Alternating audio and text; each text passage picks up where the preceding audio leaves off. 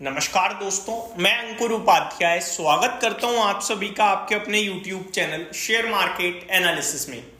Result season चल रहा है और क्वार्टर टू अभी तक कुछ ज़्यादा खास नहीं निकला है। रिजल्ट्स के हिसाब से देखा जाए तो ज़्यादातर स्टॉक्स पे नेगेटिव रिएक्शन आ रहा है। ऊपर से बाजार का प्रेशर, अच्छे स्टॉक्स जो आ रहे हैं, अच्छे नंबर्स, उनको भी चलने नहीं दे रहा है बाजार। ऐसा हाल हो चुका है इस समय मार्केट का। कुछ कंपनियां जिन्होंने रिजल्ट्स पेश करे हैं दोस्तों आज और कल में, मैं उनको आपके साथ डिस्कस करना चाहूंगा। मैंने इससे प्रीवियसली यस बैंक आपके साथ शेयर किया था, उसके नंबर्स तो काफ़ी अच्छे आ रहे हैं। मेरी उम्मीद है कि मंडे एक तेजी का सेशन रहना चाहिए। वहीं कुछ और स्टॉक्स भी हैं जहाँ पे खराब और अच्छे का मिक्सअप है, मैं आपके साथ शेयर करने जा रहा हूँ।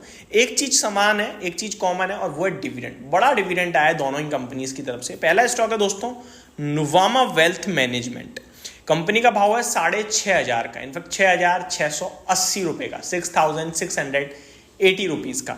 अगर डिविडेंड की बात करूं तो 63 रुपीज़ प्रति शेयर का डिविडेंड दिया है कंपनी ने।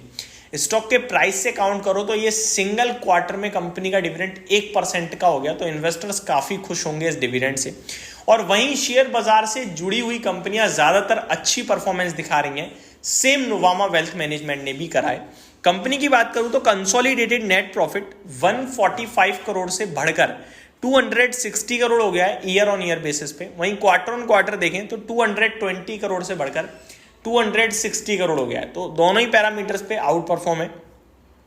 रेवेन्यू 735 करोड़ के सामने 1050 करोड़ का आया, तो ये भी दमदार दिख रहा है मुझे। तो नुवामा वेल्थ मैनेजमेंट के स्टॉक को थम्स अप दूंगा मैं।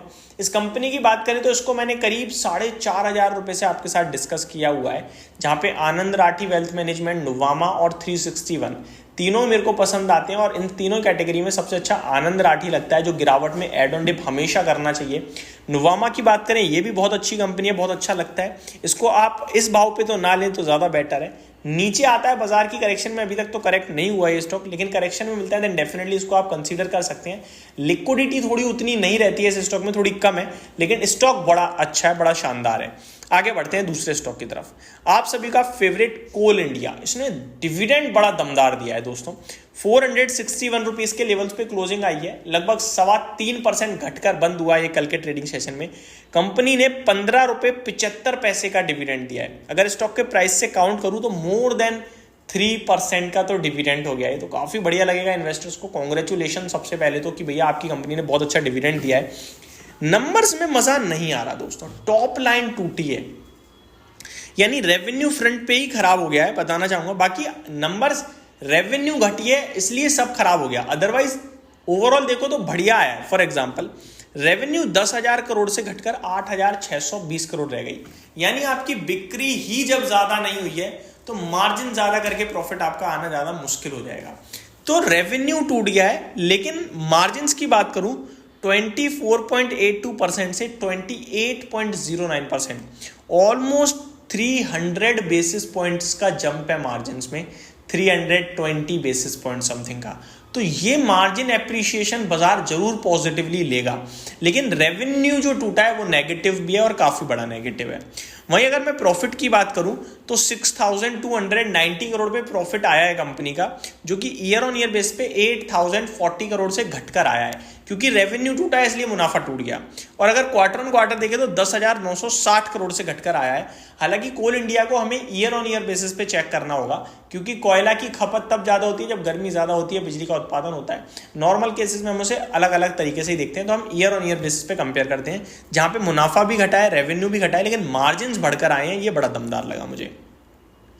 रेवेन्यू की बात करें तो दो बार रेवेन्यू को दिया हुआ है इन्होंने। अच्छा, एबिटा, वो मैंने आपको कामकाजी मुनाफा दिखाया था 10,040 करोड़ से 8,620 करोड़। अगर रेवेन्यू की बात करूं तो 32,780 करोड़ से 30,670 करोड़ पे रेवेन्यू कंपनी ने क्लॉक करा है। 30,670 करोड़ का रेवेन्यू है। तो ये हो गए आपके लिए नंबर्स कोल इंडिया के। आगे बढ़ते हैं दोस्तों, इंटरग्लोब एविएशन। कच्चा तेल बहुत ऊपर नीचे हुआ है दोस्तों, इस बीच में कैसे रहे नंबर्स, चलिए देखते हैं इंटरग्लोब एविएशन के।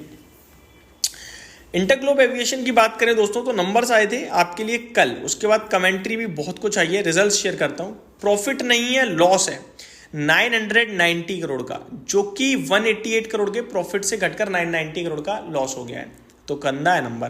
प्रॉफिट था लास्ट क्वार्टर 2730 करोड़ का, जिसके सामने 990 करोड़ का लॉस है, तो खराब नंबर लग रहे हैं।